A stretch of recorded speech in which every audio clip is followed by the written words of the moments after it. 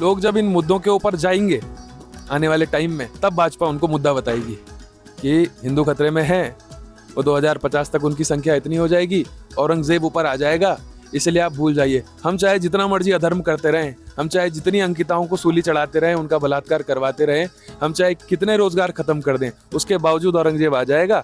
आपने तो ये एक बहुत बड़ा धोखा है। हरिद्वार लोकसभा सीट है, उस पर कांग्रेस पार्टी की तरफ से हरीश रावत जो कि पूर्व मुख्यमंत्री यहाँ के हैं, उनके बेटे वीरेंद्र रावत चुनाव लड़ रहे हैं। उनकी राजनीतिक पहचान यही है कि वो हरीश रावत के बेटे हैं। भारतीय जनता पार्टी है जो कि सिर्फ यही काम करती है कि बस वो वादे बहुत बड़े बड़े कर लेती है, लेकिन अभी तक उन्होंने एक काम भी ढंग का नहीं किया है। कोई हमारी बातें सुनने को राजी नहीं है। बस भाजपा वाले बोलते हैं इस बार तो 400 पार है, काय का 400 पार है। यहाँ पे तो न न्याय मिल रहा है न भू कानून मिल रहा है। लोग राम के नाम पे जो मस्त हैं, उन्हें ये नहीं दिख रहा है कि राम के अलावा भी कुछ है।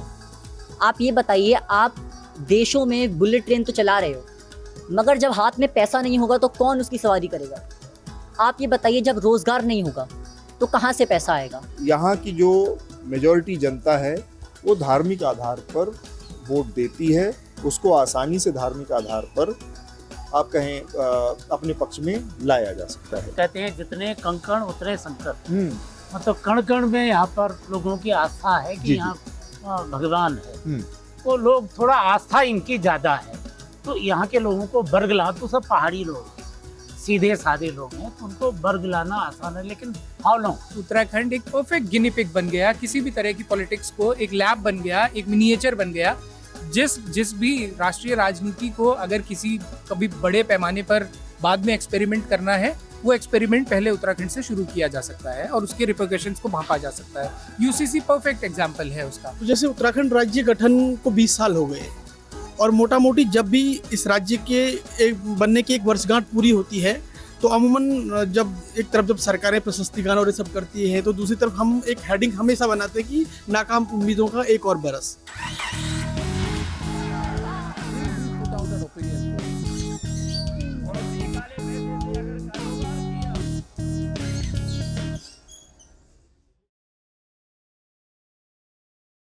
Welcome to another election show.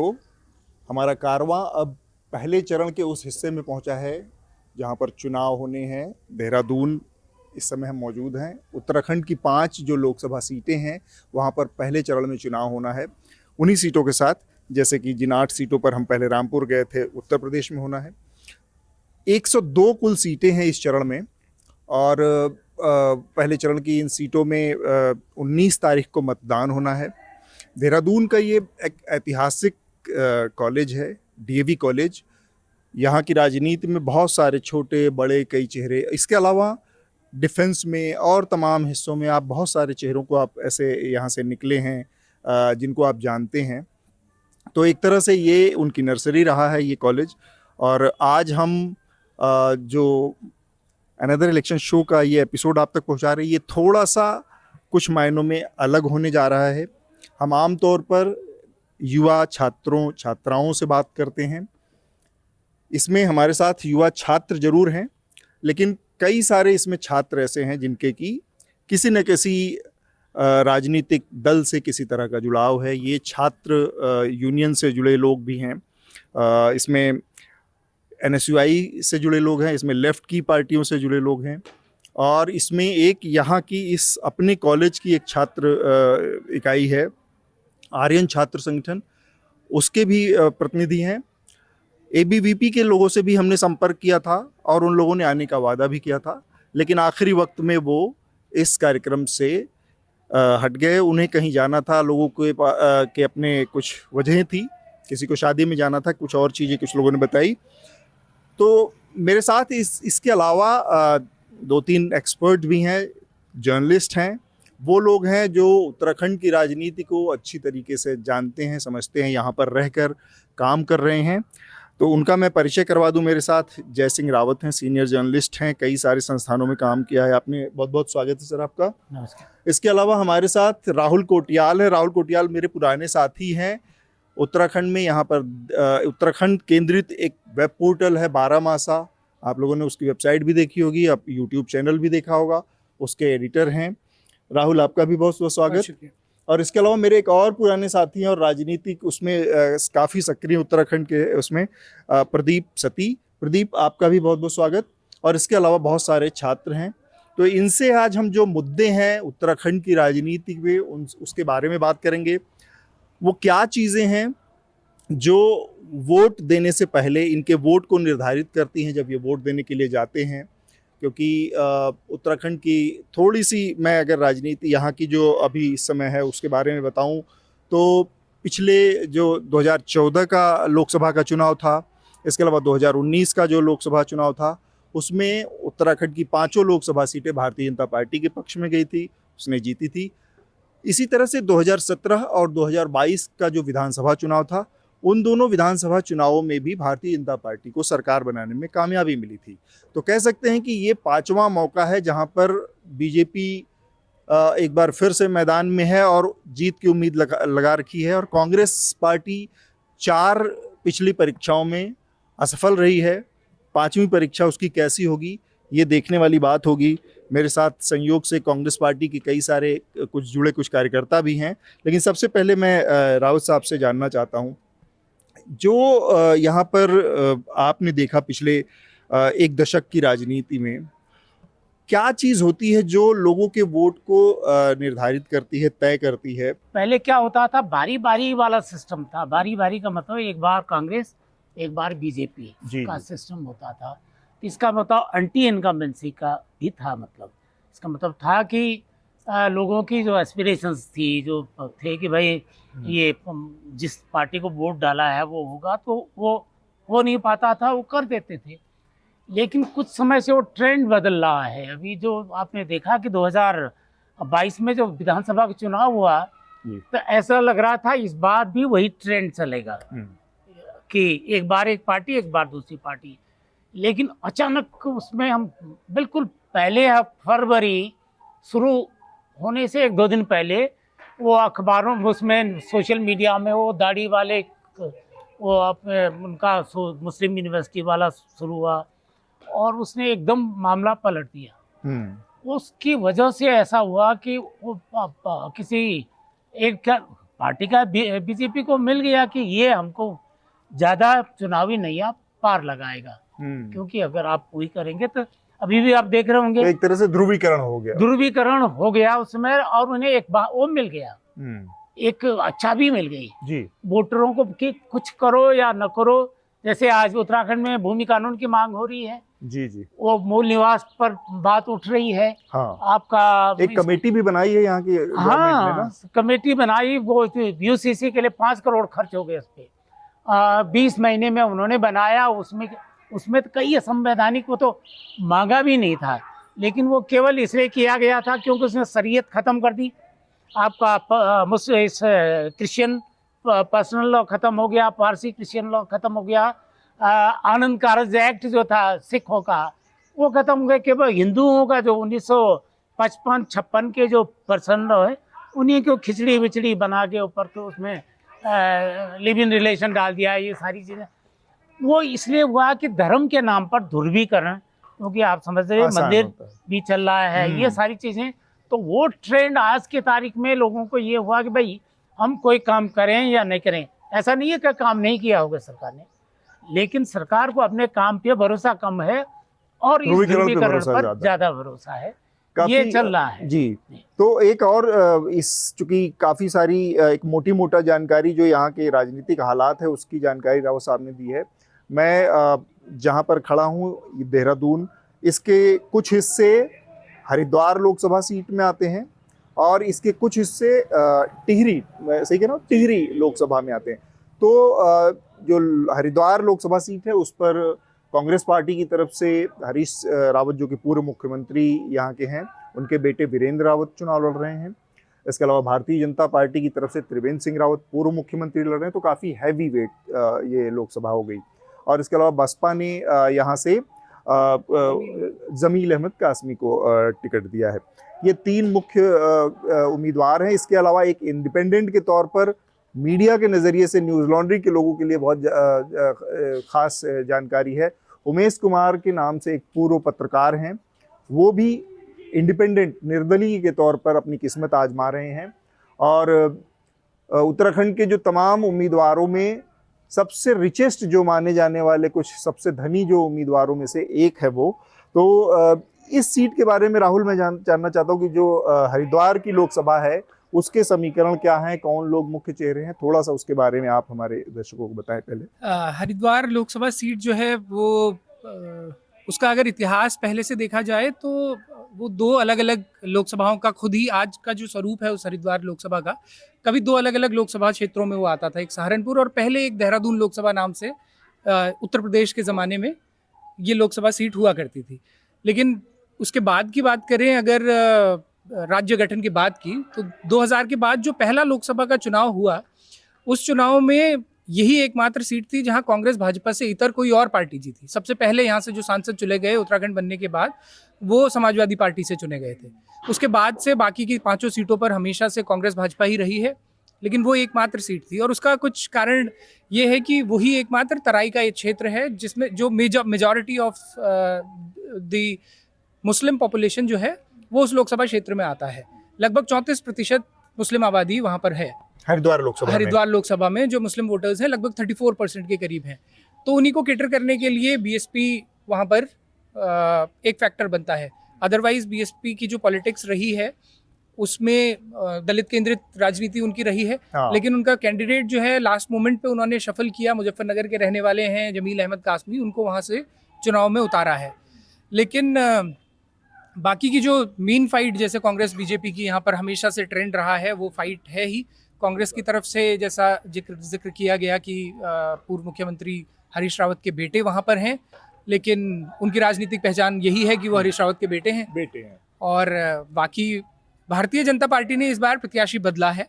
Ramesh Pokhriyal Nishank पहले वहाँ से सांसद होते थे, जो कि केंद्र में मंत्री तक रहे, लेकिन अब उनको राजनीतिक वनवास पे भेज दिया गया है। और ये जिनको टिकट मिला है त्रिवेंद्र सिंह रावत, पूर्व मुख्यमंत्री, इनका कुछ कारणों से मुख्यमंत्री पद पर रहते हुए इन्हें हटाया गया था, तब से वनवास झेल रहे थे। अब केंद्र में एंट्री के नाम पर इनका राजनीतिक वनवास खत्म हुआ है। प्रदीप, आपसे मैं जानना चाह रहा हूँ, आप थोड़ा सा यायावर टाइप भी हैं, घूमते रहते हैं, तो उत्तराखंड में किस तरह का इस बार भी, हालांकि ये हम आमतौर पर इस तरह की बात में पढ़ते नहीं है, फिर भी मैं जानना चाह रहा हूँ, फिर से 5-0 हो सकता है या कुछ माहौल बदल रहा है, एंटी इनकम्बेंसी जैसा फैक्टर आ रहा है, सत्ता विरोध की, या नहीं अभी भी मोदी उतने ही सॉलिड है और लग रहा है कि जिसको मोदी जी के आशीर्वाद दे देंगे, टिकट दे देंगे, वो पार फिर से हो ही जाएगा उत्तराखंड में? आप इसको इस तरह, पहले एक बार मैं उत्तराखंड के ओवरऑल उसकी बात करूं इलेक्शन की, तो जैसे उत्तराखंड राज्य गठन को 20 साल हो गए और मोटा मोटी जब भी इस राज्य के बनने की 1 वर्षगांठ पूरी होती है, तो अमूमन जब सरकारें प्रशस्तिगान और ये सब करती है, तो दूसरी तरफ हम एक हेडिंग हमेशा बनाते हैं कि नाकाम उम्मीदों का एक और बरस। तो मोटा मोटी देखा जाए तो इस उत्तराखंड का ये जो इस बार का जो लोकसभा का चुनाव है, ये भी एक तरह से नाकाम उम्मीदों का ही चुनाव है, क्योंकि एक आध कैंडिडेट को जिनकी पर्सनल कैपेसिटी की बात करें, उनको छोड़ करके कोई भी उत्तराखंड से रिलेटेड मुद्दा यहाँ पर इस चुनाव में नहीं है। प्रधानमंत्री मोदी की कल की रैली हुई, तो कल की रैली में उन्होंने 370 की बात करी, जबकि उत्तराखंड में उसी 370 के सापेक्ष यहाँ पर मूल निवास की बात लोग कर रहे हैं। उन्होंने कल की रैली में राम मंदिर और तमाम दूसरे बात करी। ऋषिकेश में वो रैली थी जहाँ वो महिला शक्ति की बात कर रहे थे, और उसी जगह पर, उसी ऋषिकेश में उत्तराखंड की एक बेटी अंकिता के साथ इतनी बड़ी बर्बरता हुई, उसकी हत्या की गई। भाजपा के पदाधिकारी जो है वीआईपी, उनके नाम, जिनके नाम उसकी माँ चीख कर आजकल कह रही है। लेकिन उसके बावजूद भी, क्योंकि दूसरी बात यह है कि बीजेपी ने जिस तरह से इलेक्शन को मोदी वर्सेस ऑल बना दिया है, उनके कैंडिडेट, आपको ताजुब होगा, उनकी कैंडिडेट स्टेज से ये कह रहे हैं कि मेरी गलती की सजा आप मोदी जी को मत दीजिए, क्योंकि ये वोट मेरा नहीं है, ये चुनाव मेरा नहीं है। ये जो दूसरी बार के सांसद हैं, केंद्रीय रक्षा राज्य मंत्री रहे हैं अजय भट्ट साहब, वो नैनीताल से चुनाव लड़ रहे हैं और वो कह रहे हैं कि आप, कुमाऊनी भाषा में लच्छेदार बहुत अच्छी बोलते हैं, वो कह रहे हैं कि आप मेरी गलती की सजा आप मोदी जी को मत दीजिए। गढ़वाल से जो सबसे वीआईपी कैंडिडेट बताए जा रहे हैं अनिल बलूनी साहब, वो रैलियों में कह रहे हैं कि जैसे ही आपका वोट कमल के निशान पर पड़ेगा, वो मुझे नहीं, वो मोदी जी को जाएगा। तो उत्तराखंड का चुनाव, उत्तराखंड के 5 कैंडिडेट जो है वो एक तरह से डमी कैंडिडेट है। कल मोदी जी कह रहे थे कि ब्रह्म कमल है ये, लेकिन बेसिकली ये 5 प्यादे से ज़्यादा कुछ नहीं है। और यहाँ पर क्योंकि उत्तर प्रदेश से लगा हुआ है, और जो जैसे कि जयसिंह रावत जी ने भी शुरुआत में कहा, जो ध्रुवीकरण जिसमें बीजेपी पास हुई है, वो आज एक भी बड़ा- आज भी प्रधानमंत्री एक भाषण दे रहे थे, मेरे ख्याल से जम्मू में या कहीं, और वहाँ पर वो बार बार इसी का जिक्र कर रहे थे कि कुछ नेता हैं जो नवरात्र के दिनों में मछली का वीडियो डाल रहे हैं और लोगों की भावनाओं को आहत कर रहे हैं। ये मुगलों से प्रेरित है, मुगलों से प्रेरित है, मुस्लिम लीग से प्रेरित मैनिफेस्टो है कांग्रेस का। ये सारी चीज़ें बार बार चुनाव में आ रही हैं, और जो कि ओवरऑल जो शुरुआत में बात है कि वो ध्रुवीकरण वाली जो राजनीति है उसको हवा दी जा रही है।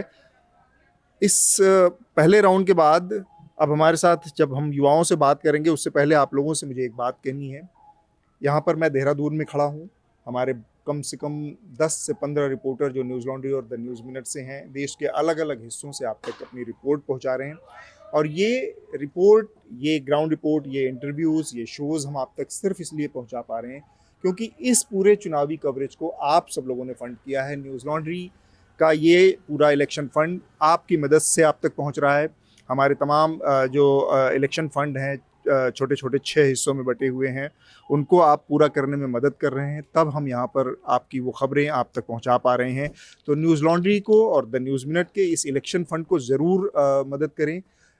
युवाओं से बात हम करेंगे, बहुत सारी चीज़ें हमारे सामने आई, लेकिन सबसे पहले मैं हमारे साथ इस माफ़ी के साथ कि कई सारी लड़कियों को आना था यहाँ पर, किसी न किसी वजह से कुछ लोगों को ने बाद में अपना नाम वापस ले लिया। हमारे साथ सिर्फ एक ही लड़की यहाँ पर महिला के और रिप्रेजेंटेटिव के तौर पर मौजूद हैं। अंकिता भंडारी का नाम सामने आया अभी, और उसमें बार बार ये बात कही जाती है कि एक भाजपा नेता थे जिनके बेटे की सारी उसमें भूमिका थी। इसके बावजूद 2 चीज़ें हैं इससे जुड़े मेरे। एक तो उस मामले में जो कार्रवाई हुई या जिस तरह की कार्रवाई, उससे आप लोगों को क्यों निराशा है, नाराज़गी है, और दूसरा इन जनरल महिलाओं के मामले में उत्तराखंड, देहरादून, इस कैंपस को ले लें या यहाँ से बाहर निकलने वाली किसी सड़क को ले लें या यहाँ से दूर दराज किसी गांव को ले लें, महिलाओं के लिए किस तरह की स्थितियाँ हैं?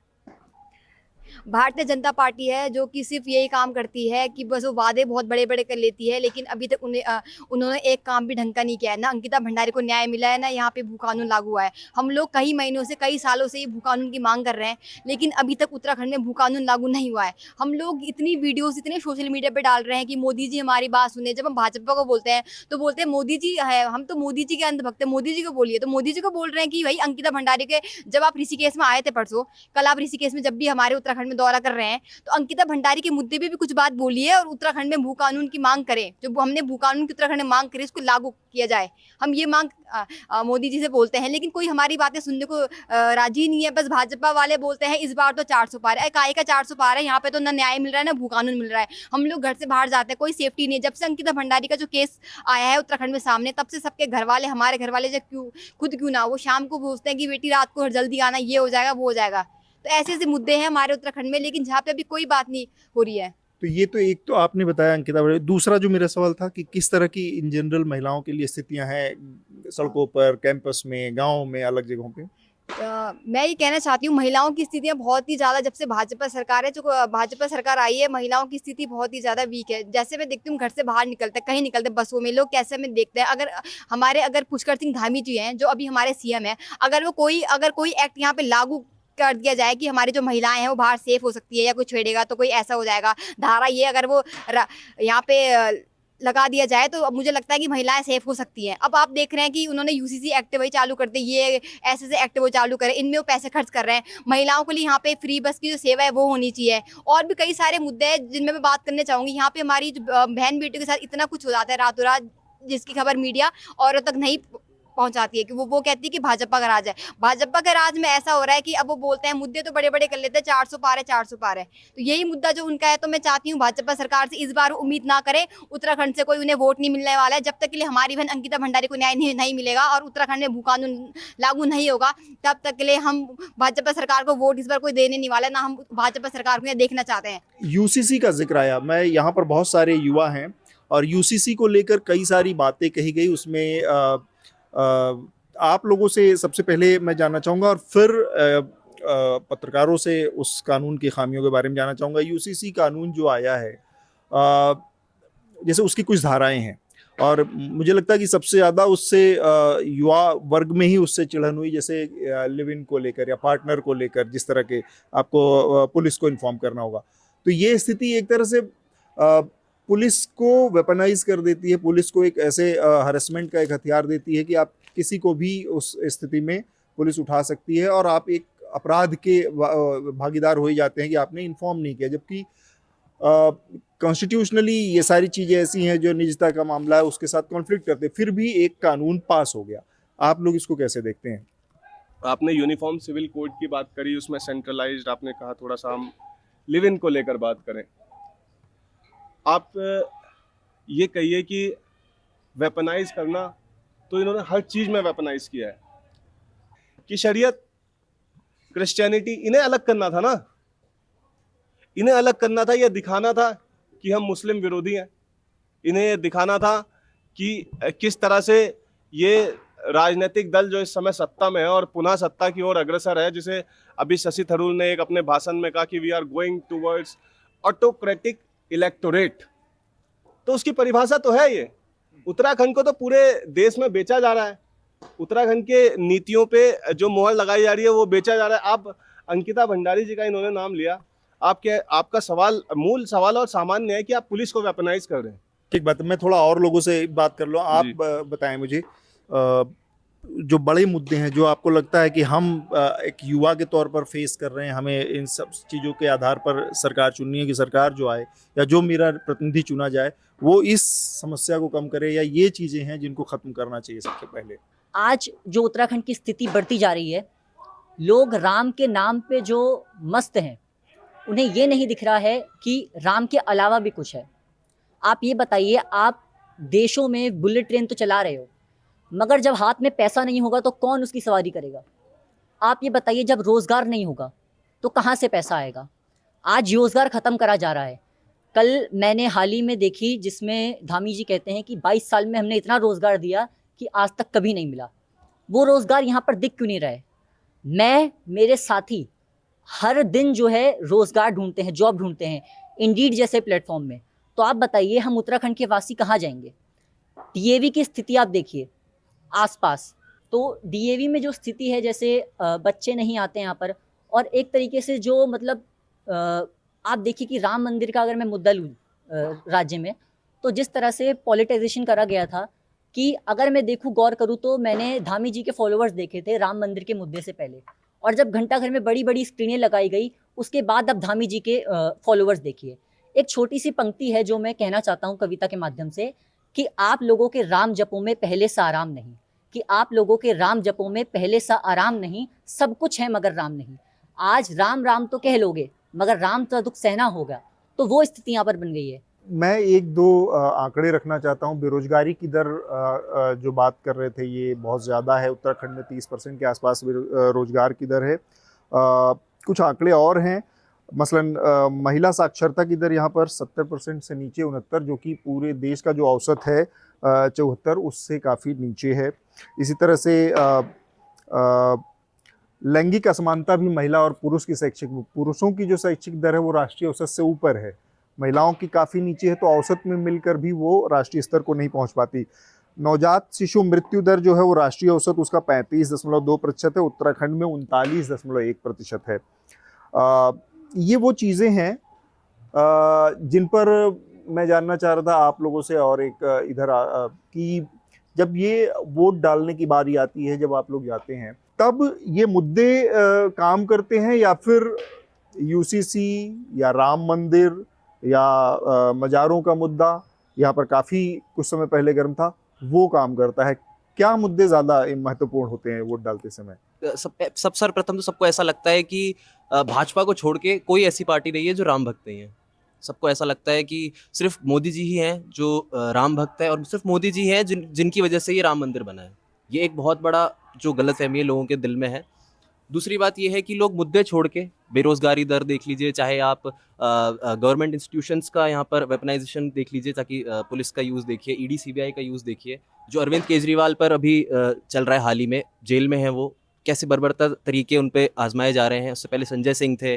तो ये सारी जो चीज़ें हैं, लोग इन पे ना ध्यान दे के, मैं यही कहना चाहूँगा कि धर्म का मुद्दा हो या फिर जाति का मुद्दा हो, लोग इसी पर ध्यान देते हैं आजकल। और ऐसा है कि अगर आप किसी को समझाने भी जाएंगे तो वो उसमें खुश हैं कि हम मोदी जी के ही साथ हैं, कोई बात नहीं। अगर आप यहाँ पर देखेंगे कि लोग अपने पर्सनल कैंडिडेट्स को ना देख के मोदी जी के लिए वोट दे रहे हैं। जैसे कि यहाँ पर काफ़ी लोगों ने मेरे से पहले बात बताई कि हम इस लोकसभा चुनाव को ऐसा नहीं समझ रहे हैं कि एक सांसद को चुनने का चुनाव है, हम ऐसा चुन रहे हैं कि हमें मोदी जी को चुनना है। जो व्यक्ति होता है, जो आम आदमी होता है, उसको जो बुनियादी मुद्दे होते हैं उसका सबसे पहला असर होता है।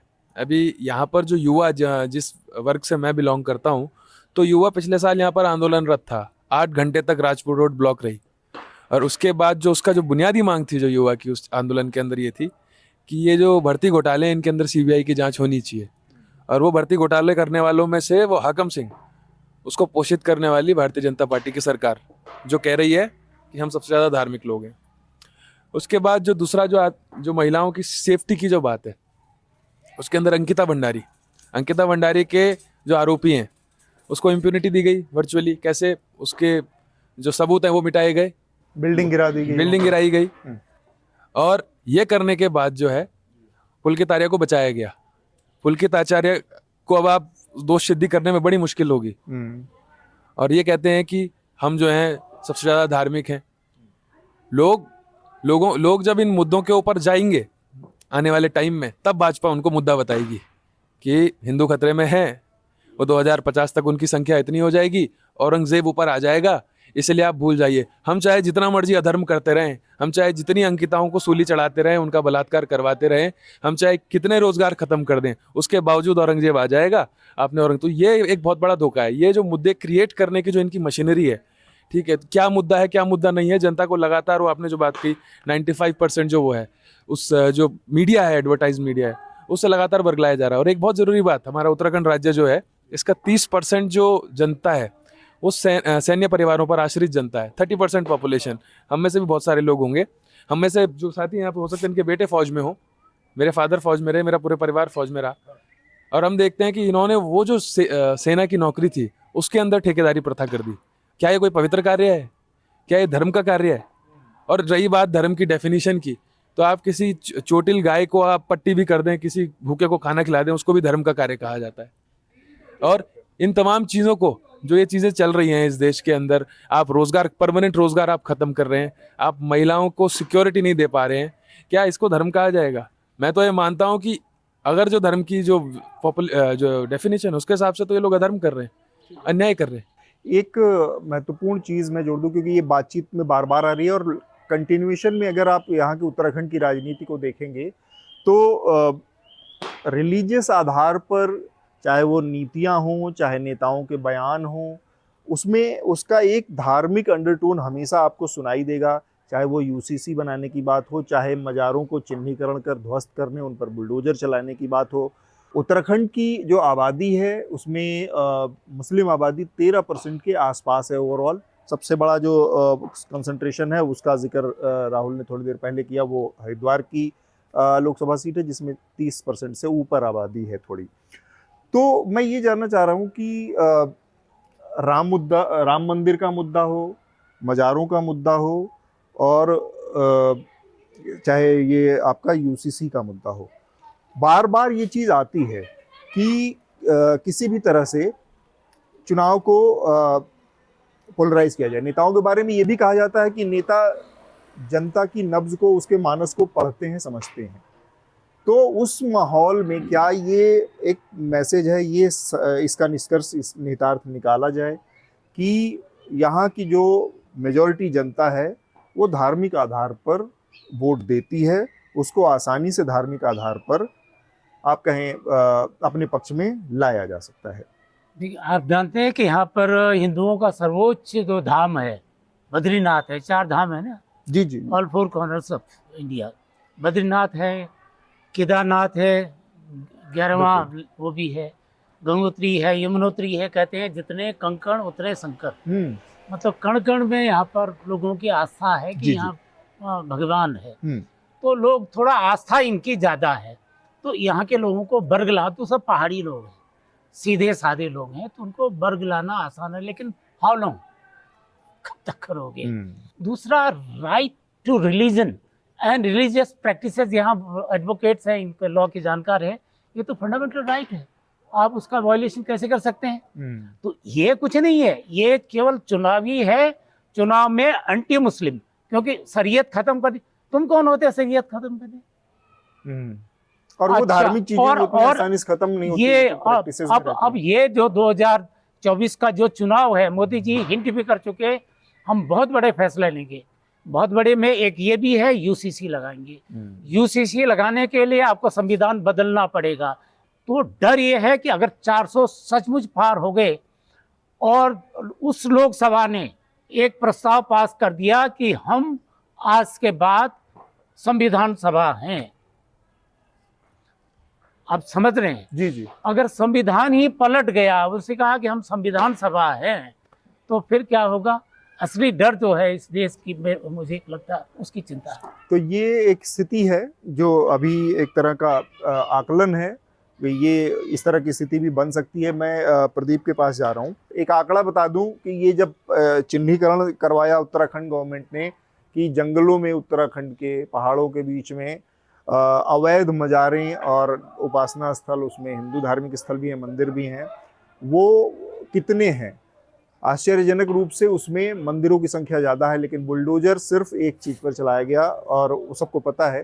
तो क्या वो चीज़ असर कर रही है? राम मंदिर का मुद्दा, राम मंदिर के आधार पर वोट देने की प्रवृत्ति आपको दिख रही है इन जनरल लोगों में? बिल्कुल।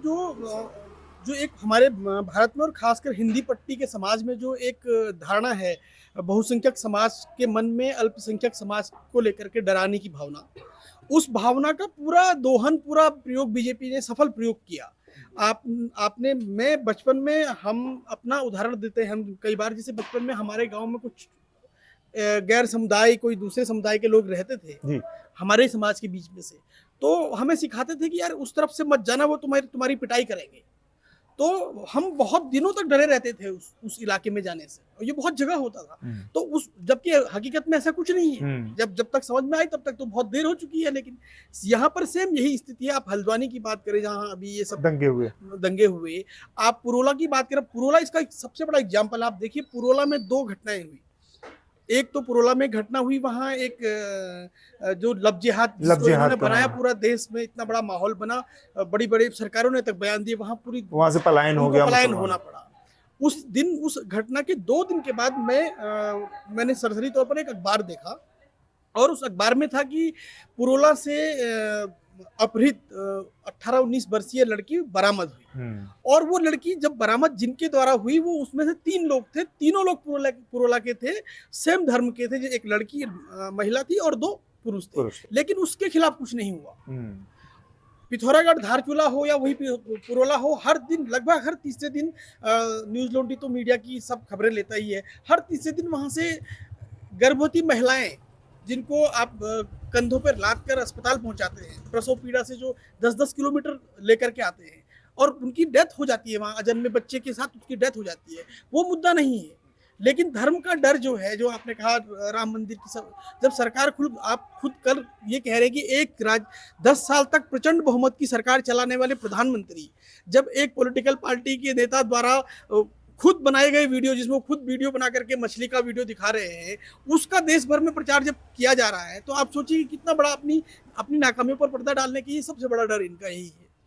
राहुल, मैं आपके पास आना चाहता, ये मेरा सवाल वही है कि राम मंदिर कितना बड़ा मुद्दा रह गया है यहाँ पर, और उसके अलावा ऐसा क्यों है कि उत्तराखंड की पूरी राजनीति में, जो भी है राजनीति हो रही है, उसमें नया राज्य बना था, और उस राज्य बनने के पीछे जो सबसे बड़ी वजह थी वो ये कही जाती थी कि उत्तर प्रदेश के साथ रहते हुए उत्तराखंड का ये हिस्सा पूरी तरह से निगलेक्टेड था, उसकी पहुंच नहीं थी, बहुत आधारभूत सुविधाएं नहीं थी, सड़कें हो, बिजली हो, ये सारी चीज़, पानी बहुत बड़ी दिक्कत थी पहाड़ों में, ऐसा लगता है कि चारों तरफ हो, लेकिन पीने के पानी जैसी चीज़ें, वो सारी चीज़ों की बजाय राजनीति पूरी तरह से सिर्फ और सिर्फ इस पर क्यों केंद्रित हो गई है, धर्म पर? यहाँ देखिए, उसके कुछ फैक्टर्स मोटे मोटे तौर पर समझे जा सकते हैं। उत्तराखंड राज्य का जब गठन हुआ, तो जो लोग इस आंदोलन के पीछे सबसे मजबूती से खड़े रहे, उनका राजनीतिक प्रतिनिधित्व लगभग धीरे धीरे समाप्त होता चला गया। उत्तराखंड क्रांति दल पिछले 22 सालों में धीरे धीरे इररिलेवेंट होता चला गया। लोगों के मन में उसके प्रति सेंटिमेंट्स तो हैं, लेकिन ये कितने दुर्भाग्य की बात है कि 70 में से एक भी विधायक आज उत्तराखंड क्रांति दल का नहीं रह गया।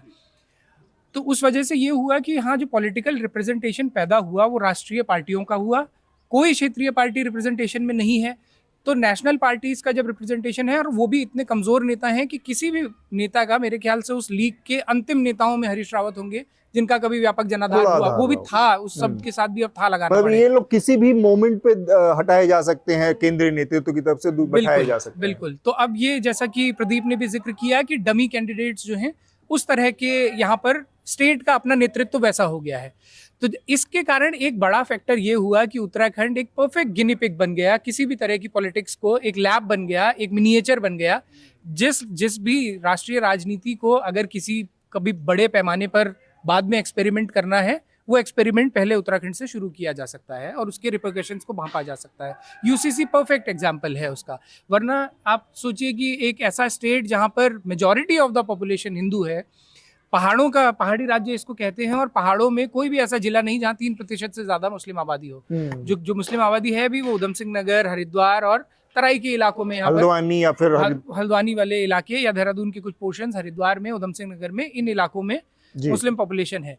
लेकिन यूसीसी को फिर भी यहाँ से लाया जाता है, लागू किया जाता है, इम्प्लीमेंट किया जाता है, तो उसका एक पॉलिटिकल मैसेज देश भर में जाता है। और उस तरह, और वो इसलिए यहाँ पर बहुत आसानी से संभव है क्योंकि यहाँ पर जो भी केंद्रीय नेतृत्व जो है भाजपा का, जो भी तय करेगा वो बिना किसी चूं के यहाँ इम्प्लीमेंट हो जाएगा। कोई ना तो कोई इंटरनल, बीजेपी में तो केंद्र में ही कोई ऐसे नेता नहीं रह गए हैं जो कि मोदी शाह के फैसलों के खिलाफ बोल सकें, तो इस राज्य स्तर पर तो वो बिल्कुल भी नहीं है। एक और चीज फिर मैं आखिर राउंड में लोगों से बात करूंगा। पलायन एक बड़ी बात होती है, और पलायन एक तरह से नेशनल मीडिया के लिए यहाँ पर एक तरह से टूरिज्म जर्नलिज्म वाली स्थिति हो गई कि वो आता है यहाँ पर और रिचुअल स्टोरी करके चला जाता है कि घोस्ट विलेज है यहाँ पर, लोग छोड़ के चले गए, और वो फिर वही चीज़ आती है कि बेसिक सुविधाएं शायद दूर दराज के गाँव में नहीं है। 2 बड़े सेंटर बन गए हैं, एक देहरादून हो गया गढ़वाल वालों के लिए, एक हल्द्वानी उधर बन गया है कुमाऊं वालों के लिए, जहाँ पर आके सब लोग बस जाना चाहते हैं, उधर से आ जाते हैं। ये पलायन की स्थिति आज क्या है, और वो चीज़ें क्या किसी तरह से इस इलेक्शन में रिफ्लेक्ट हो रही हैं मुद्दे के तौर पर? नहीं, मुद्दे के तौर पर नहीं है, और यही अफसोस की बात है कि मुद्दे के तौर पर कोई भी मुद्दा फिलहाल 5 सीटों पर कोई मुद्दा कवर कर रहा हो ऐसा इस इलेक्शन में नजर नहीं आता।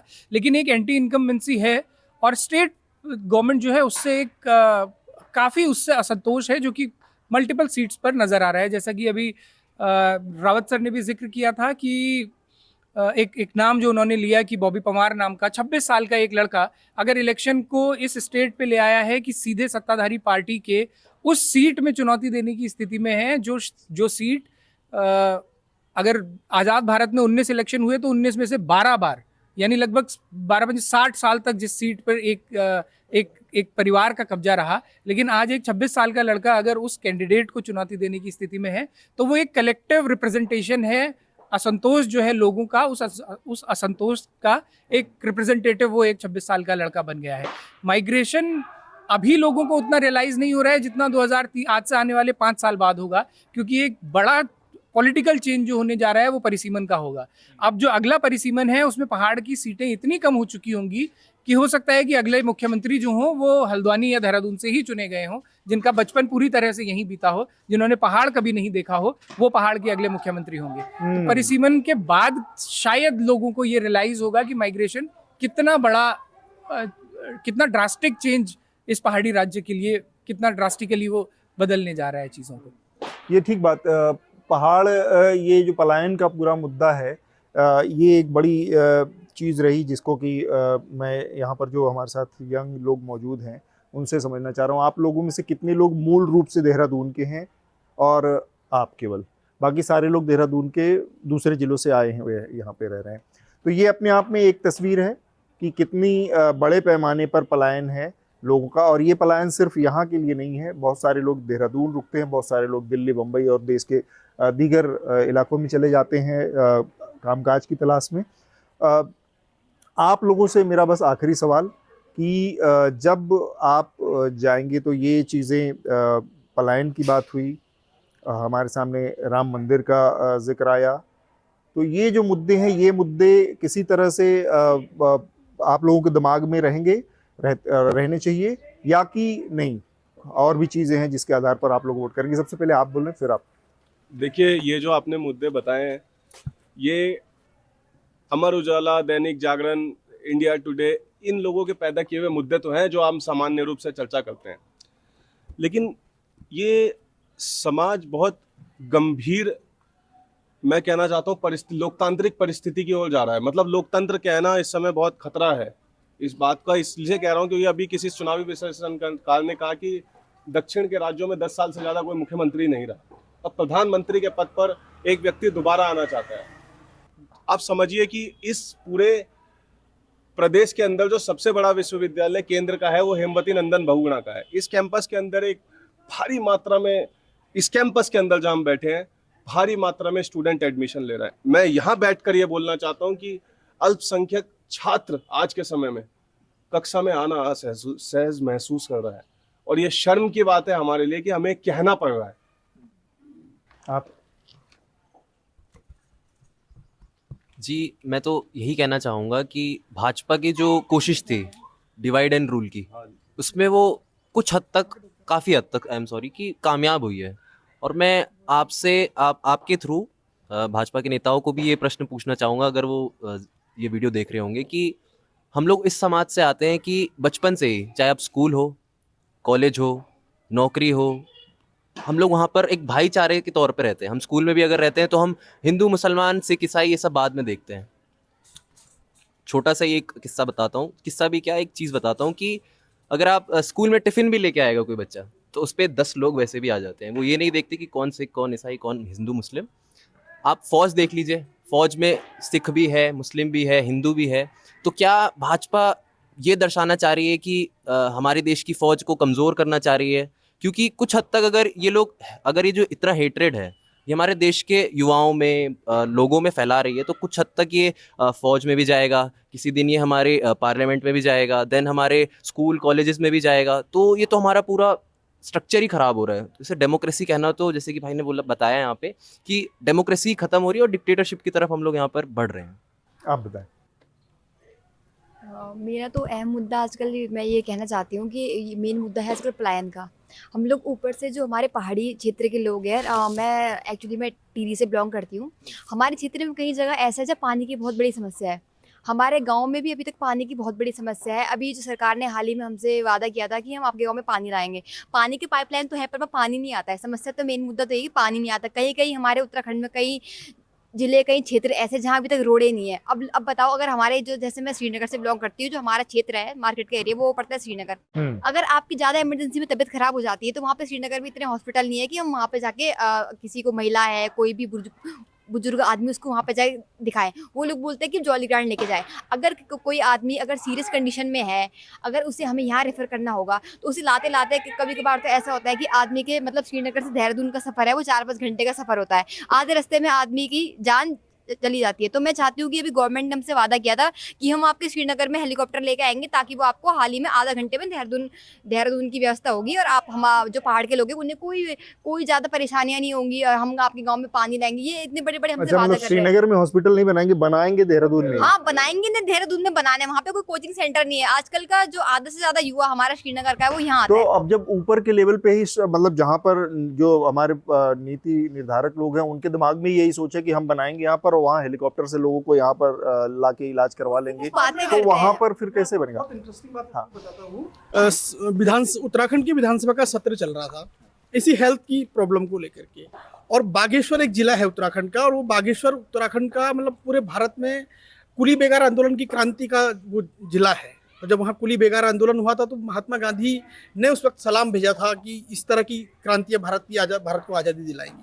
तो बीजेपी के विधायक ने विधानसभा के भरे सत्र में सरकार से सवाल पूछा कि हमारे बागेश्वर के जो हॉस्पिटल है, जिला अस्पताल है, उसमें एक डॉक्टर नहीं है, और मैं आपको इतने दिन से लगातार रिक्वेस्ट कर रहा हूँ, आप वहाँ डॉक्टर कब तक पहुँचाएंगे? तो आप ये सोचिए कि, मतलब इस बेशर्मी को देखिए कि जो चिकित्सा मंत्री हैं वो हंसते हैं, वो कहते हैं कि पहाड़ में डॉक्टर पहुँचाने के लिए बहुत हाथ जोड़ने पड़ते हैं, उसके बाद भी नहीं पहुंच रहा है। और मैंने उनसे व्यक्तिगत रूप से रिक्वेस्ट की है, ये उनका रिकॉर्ड है, रिकॉर्ड वीडियो है कि मैंने व्यक्तिगत रूप से उनसे रिकॉर्ड दरख्वास्त की है और शायद कुछ दिन के बाद मैं उनको और फोन करूंगा।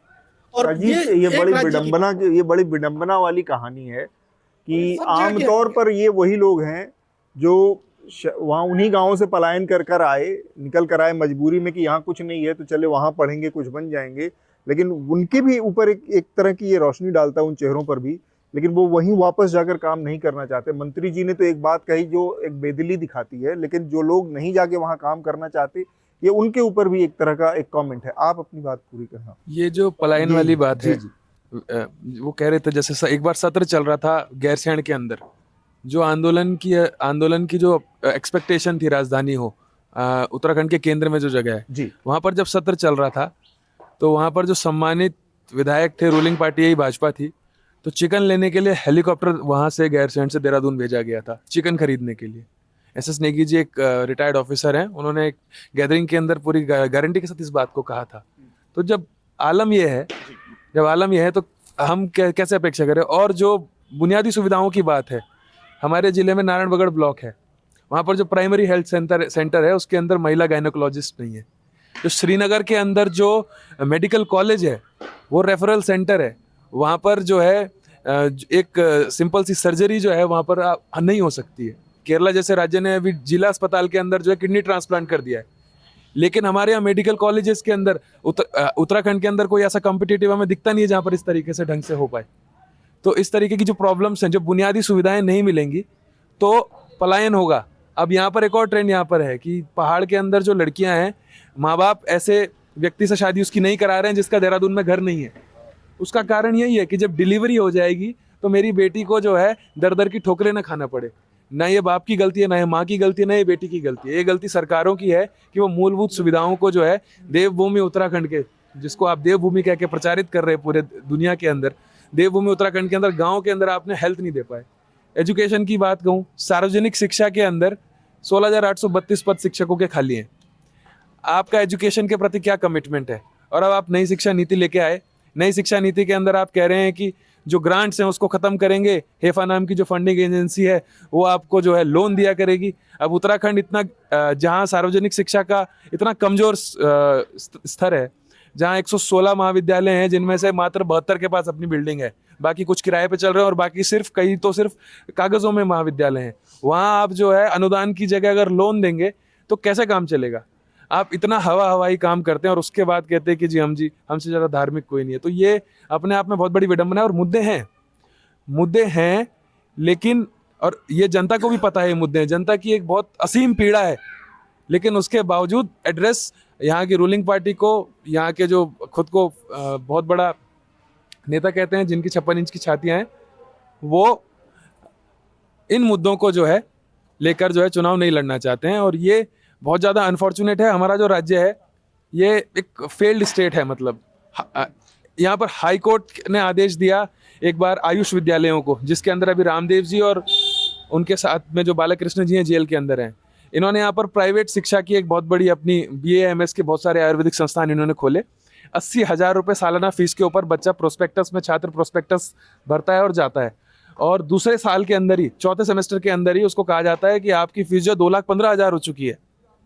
और अगर आप प्रोस्पेक्टस में 80,000 है, 2,15,000, और यही है बालकृष्ण और ये रामदेव जो अभी जो है जिनको फटकार लग रही है सुप्रीम कोर्ट के अंदर से, यही ये करने वाले हैं। इन्होंने स्टूडेंट्स को टॉर्चर किया है बंद कमरे के अंदर, उसकी वीडियोस रिलीज हुई हैं, और प्रशासन, स्टेट गवर्नमेंट सब जो है इसमें मिले रहे। हाई कोर्ट का आदेश आया कि जी आप जो है उस 80,000 वाली फीस को रिस्टोर करिए, 80,000 ही लीजिए।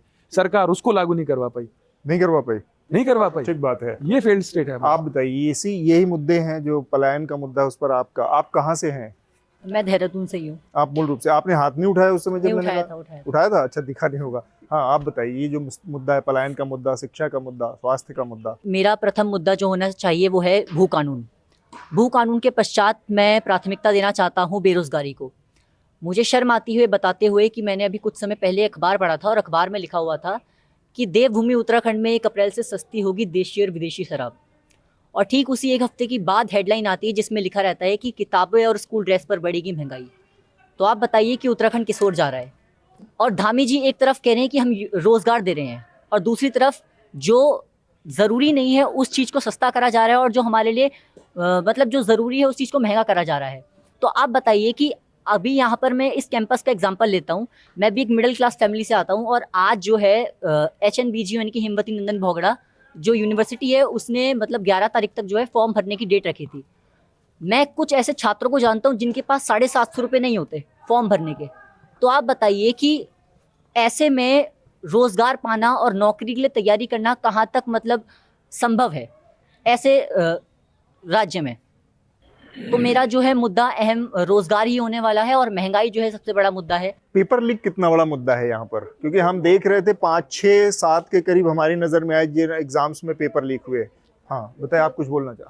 पेपर लीक तो मैं समझती हूँ कि उत्तराखंड में बहुत बड़ा मुद्दा है। जब यहाँ पे छात्रों ने पेपर लीक के लिए आवाज़ उठाई तो छात्रों का मतलब पुलिस वालों ने उन पर लाठीचार्ज तक की। हमने जो सोशल मीडिया पे उनकी वीडियोस देखी है छात्रों की, जब छात्र अपनी आवाज़ उठा रहे थे कि पेपर लीक क्यों हुआ, जो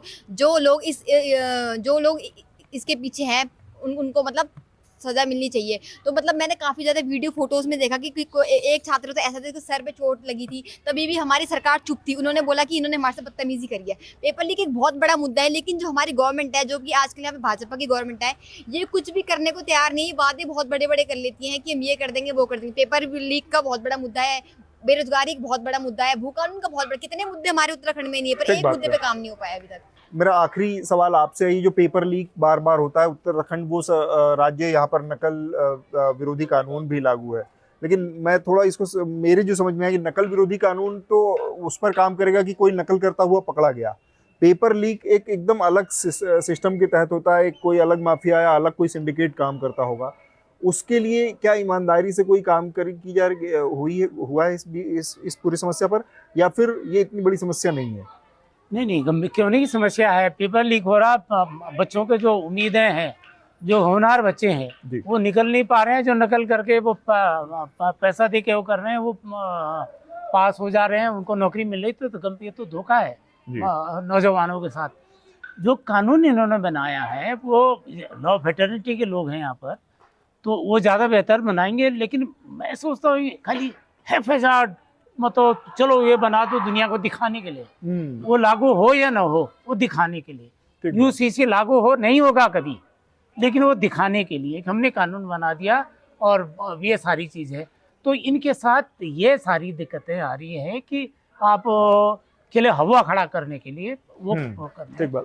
इस पूरी बातचीत में जो 2-3 चीज़ें निकल कर आई, वो उसमें सबसे महत्वपूर्ण ये है कि पलायन अभी भी जस का तस मुद्दा है, और जैसा कि राहुल ने बताया कि ये आगे आने वाले समय में अपने बहुत विकराल रूप में भी सामने आएगा।